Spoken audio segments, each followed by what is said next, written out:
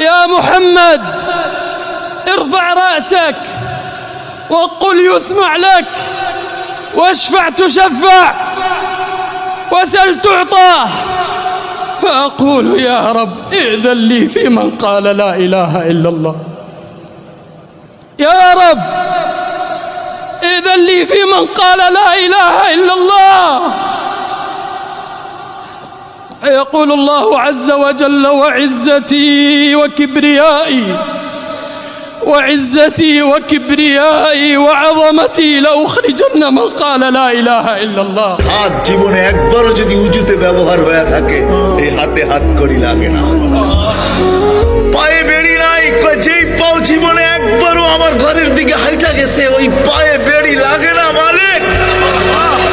বলে চেহারা কালো হয় না কেন? বলে যেই কপাল একবার আমার কুদরতি পায়ে লাগছে ওই চেহারা কোনোদিন কালো হয় না, ওই গলায় কোনোদিন বেড়ি লাগে না।